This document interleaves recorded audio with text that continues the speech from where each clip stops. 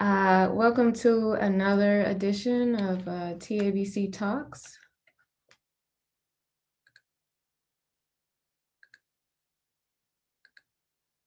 So disclaimer, the following agency guidance was developed to improve internal and external communications and ensure a more consistent application of the TABC's statutes and rules.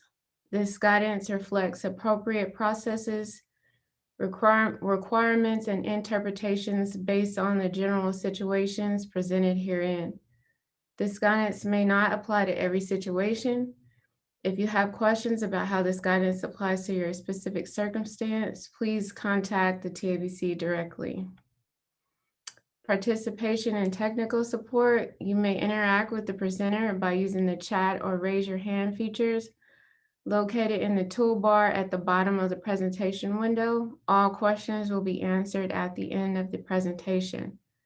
If you experience any technical issues, you can visit the Zoom's Help Center with the email address listed there. Today, we're going to be discussing penalty calculation methodology. So my name is Stacy Jackson. I am the Region 5 Audit Manager. Also assisting will be Amanda Collins, the Associate Director of SIPI, and Shayna Horton, who is an attorney with the Legal Services Division.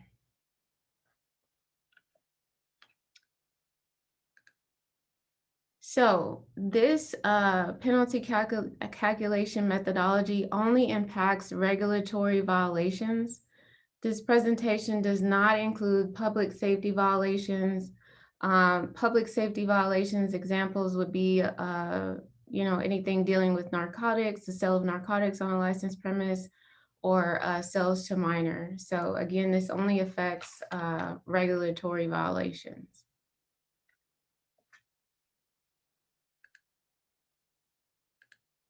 So the topics that we're going to be discussing today will be the statutory authority, and then the key documents to reference during the presentation is the revised rule 34.3, sanctions for regulatory violations, the penalty policy, and the penalty calculation worksheet. So these documents were sent out earlier in the month as a part of the invitation for the TABC talks.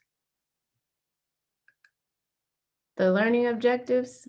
So participants will identify the statutory authority for the penalty calculation methodology, distinguish between base penalty categories, and determine the base penalty amount for a regulatory violation, list aggravating and mitigating circumstances and apply them to total penalty, understand how and when to account for economic benefit when determining a penalty amount.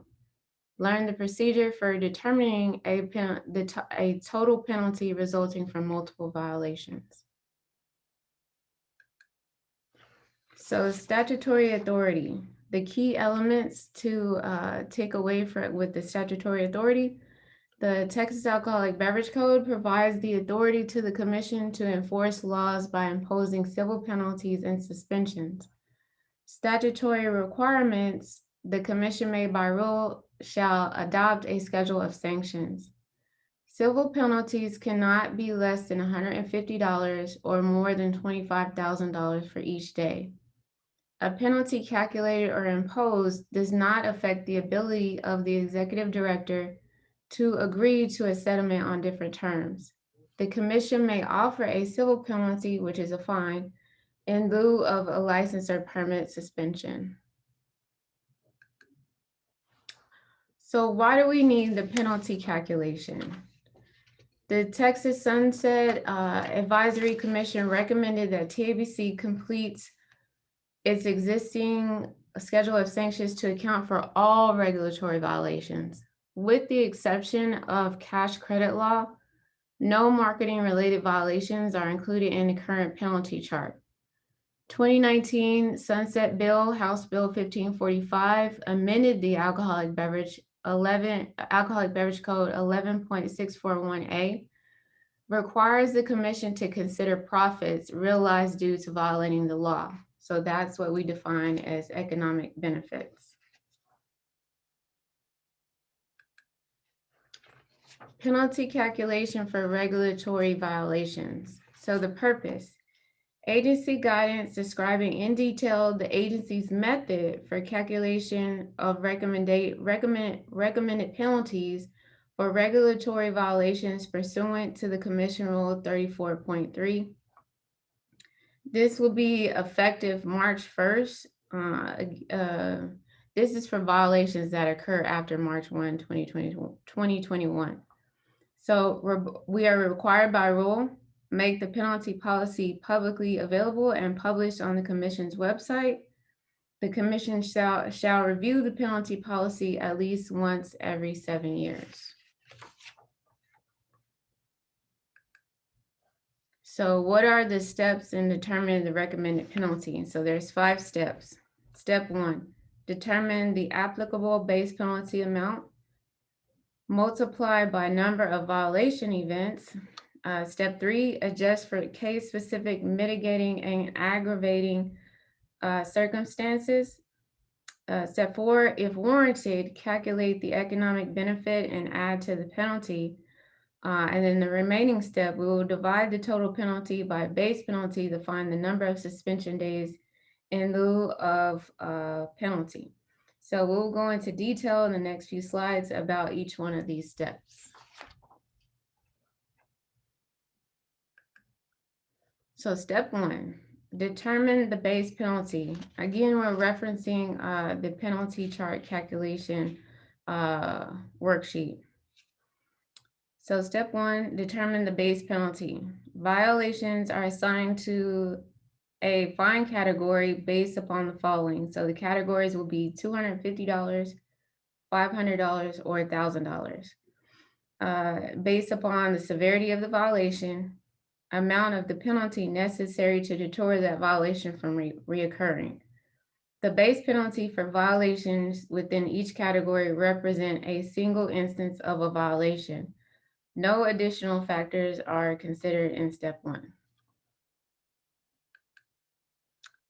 So categorization of violations. So step 1, violations in the category of $250 in the $250 category. These consist of activities and conduct that make up the business's daily operations. So examples of a $250 category violation would be failure to display permit or license, failure to timely file a monthly report, failure to timely provide records. These violations pose a minimal impact on public safety, the marketplace, or the Commission's ability to carry out its duties.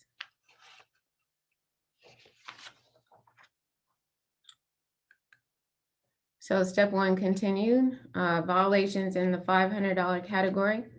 Focus on the core conduct of a respective permit or license authorized activities. So examples would be of violations that occur in the $500 category, acquired alcoholic beverage from another retailer, on-premise promotions, possession of alcoholic beverage unfit for consumption. The violation is specifically stated as prohibition within the permits or licenses governing chapter in the code.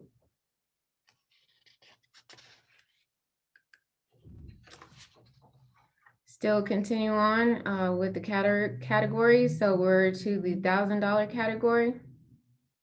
So violations in this category, conduct involves harms or affects another person or business in a negative manner. So example would be refilling distilled spirit bottle on the licensed premise.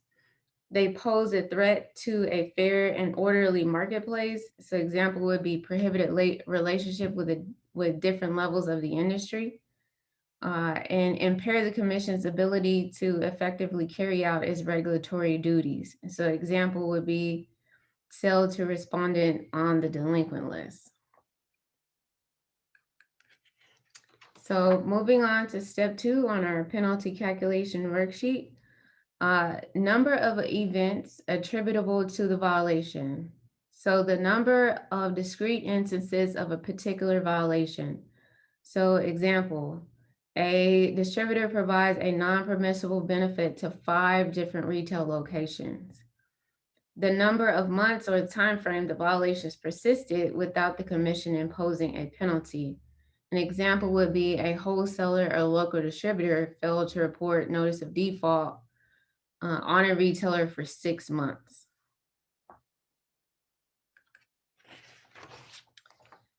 Still with step 2, number of events attributable to the violation. What does not count? What are we not evaluating in step 2? So violations from a prior investigation or audit in which the permittee or licensee has received a notice of violation. This is not a place to look back at historical violations. Bad actors that demonstrate a pattern of repeat violations may have their penalty increased in step 3 as an aggravating factor. Any choice that would result in an unreasonable penalty, which an example of that would be, it is unlikely that multiplying a violation by 50 chain store locations will result in a fair penalty.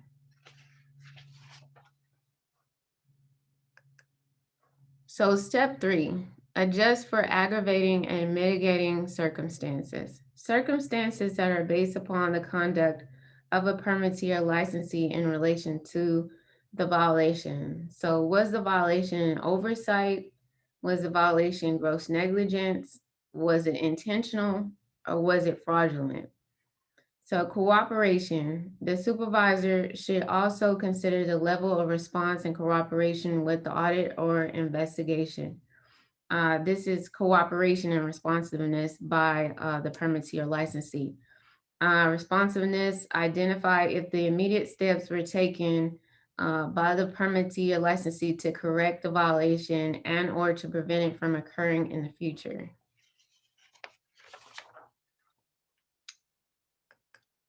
Step 3, continue. The nature of the violation itself is not considered an aggravating circumstance. The severity of the violation has been accounted in the base penalty. Supervisor or his or her designee should consider the following circumstances: prior instances of the same or similar violations, conduct is widespread throughout the organization. The executive director may consider other relevant facts and circumstances on a case-by-case basis. So let's discuss aggravating circumstances. So these are some examples of when aggravating would come into play.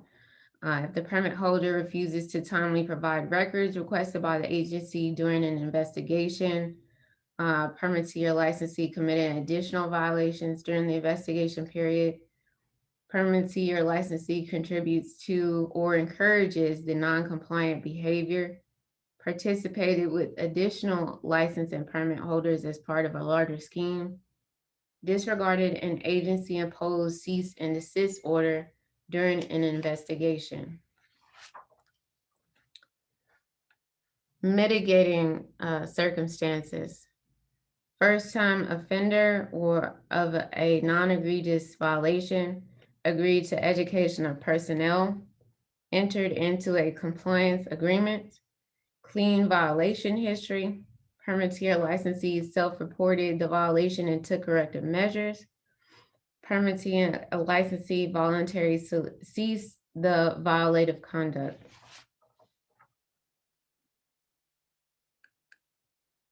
So ordinary and extraordinary in this case, ordinary mitigation is when the violator takes the steps to correct the violation as expected. Extraordinary mitigation is when the violator goes above and beyond the expectations. If there is one aggravating circumstance, we may find that to be ordinary. It could be extraordinary depending upon what the aggravating circumstances are.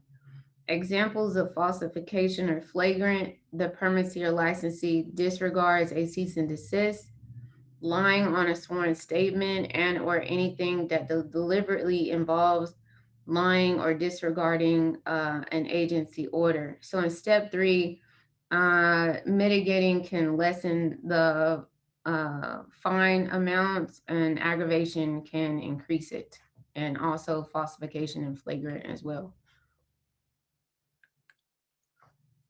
So step 4, evaluating if the permittee or licensee received any type of economic benefit from the violation.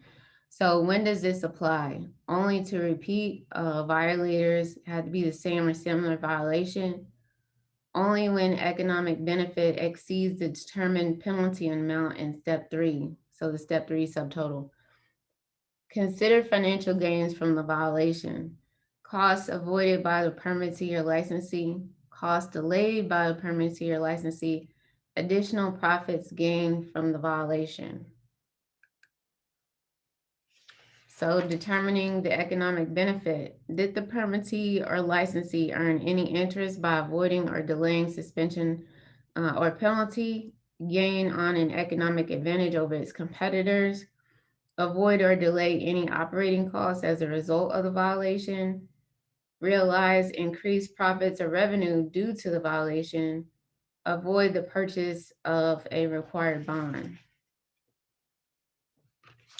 So step 5, the final penalty assessment, suspension in lieu of fine. The commission is required to offer a permittee or licensee a number of days suspension in the settlement. The license holder may choose to pay a penalty instead. When determining the number of suspension days, the final penalty amount will be divided by the base penalty for that violation. So partial day suspension, division of the total dollar amount by the base penalty may result in half days. Cases with multiple violations can receive partial days for each violation, which will then be added together. An example, violation number 1, store alcoholic beverage away from a licensed premise equals 5.5 days suspension.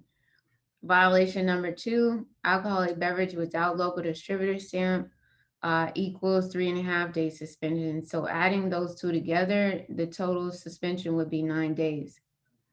When adding partial days together, if the total includes a partial day, the days will be rounded up. So for example, if the suspension calculates out to 3.5 days, that would become a 4-day suspension.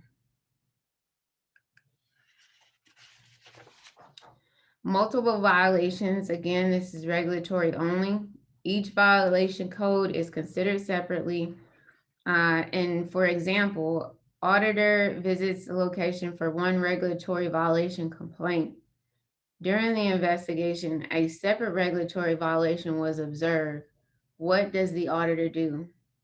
Both violations will be issued one administrative notice. A separate penalty calculation worksheet is completed for each violation. The two penalties and the number of suspension days are added together to determine the final recommendation. So in summary, we go with we're going back over the penalty calculation worksheet. So step 1, we select the penalty, the base penalty amount. So we will look at our schedule of sanctions in 34.3. Select the base penalty amount corresponding to that type of violation. Step 2, determine the number of violation events. So determine the number of instances the one violation occurred during the event or investigation. So again, an example of that would be unauthorized coupons promoted at 12 retail chain locations. Assess the number of days, weeks, or months that the violation continued. Example, unauthorized coupon promoted at one retail location for the span of 6 months. Again, in step 2, prior violations or notice of violations will not be applicable to the current penalty determination. Step 3, consider mitigating and aggravating circumstances. Should the penalty be increased due to conduct?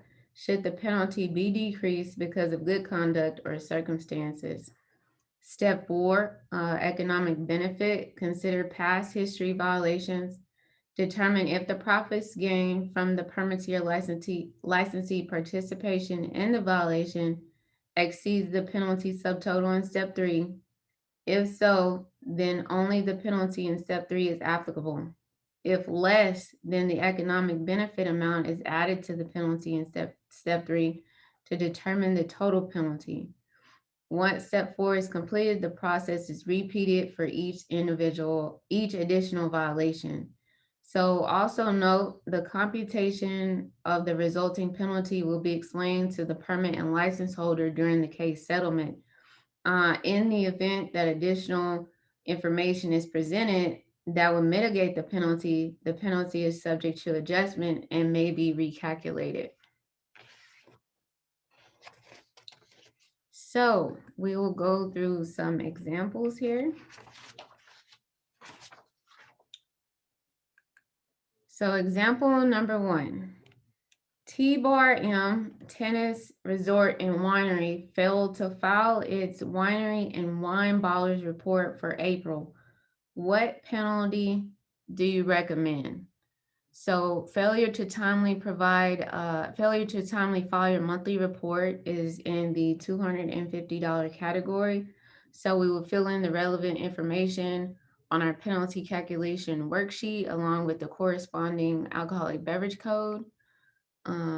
So here is the rule 34.3. If we look at our schedule, we'll see that that violation again falls under the $250 category.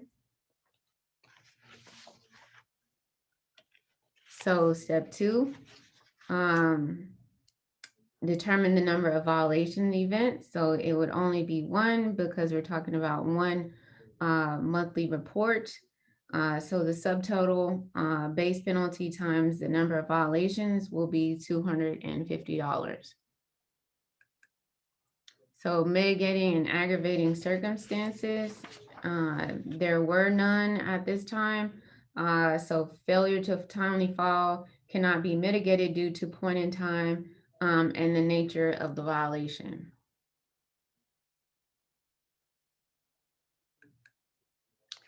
So determining the economic benefit for step 4, no economic benefit resulted from the violation. So the total penalty from 1 through 4 is $250. So the final step would be calculating the suspension. So if we take $250 and divide that by our base penalty of $250, the suspension days would be 1 in lieu of paying the penalty. So example number 2. Investigators pay a visit to Joe's bar. Upon inspection, they discover he is selling beverages that were purchased from the nearby liquor store. The investigators tell Joe that he can't be selling those beverages at his bar. He apologizes and immediately removes all liquor store purchased beverages from the premises and ceases sales right away. Further investigation reveals that Joe has been making the short run to the liquor store for a few last-minute needs for the last 6 months and made 6 purchases, so 1 purchase per month. He was really just doing it for the convenience and not saving money, as the beverages would come at a similar cost from a Texas distributor. What penalty do you recommend for Joe's bar? So if we go and fill out the relevant information inside of our penalty calculation worksheet, permit number, the license holder, the complaint number. So the violation code is 673, possession of uninvoiced, unauthorized alcoholic beverages, and the corresponding code is 28.06 A and B. So the category the violation will fall under would be the $500 category. And we would see that here when we go to our rule and look at our schedule of sanctions. So step 2, calculating the number of violation events. So if we go back, if we remember the example, He did it for 6 months, and that was one purchase per month. So that was 6.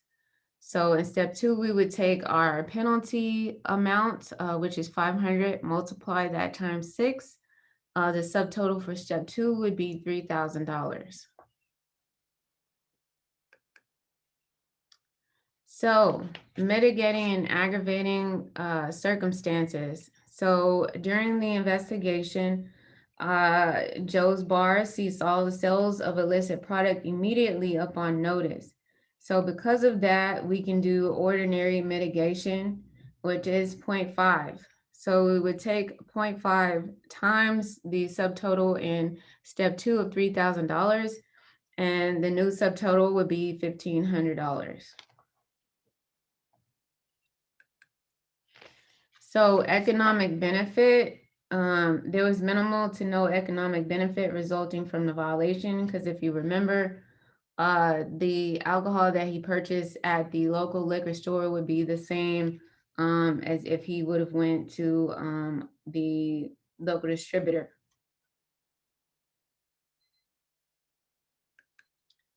So total penalty would be $1,500. So we would divide that by our base penalty of $500. So the suspension days would be 3. So that concludes the TABC talks. Again, if you have questions, you can use the chat feature or raise your hand. All others you can send to the stakeholder at tabc.texas.gov. You can also send us recommendations for future TABC talks. Also, if you could help us improve this program by participating in a short survey following this presentation.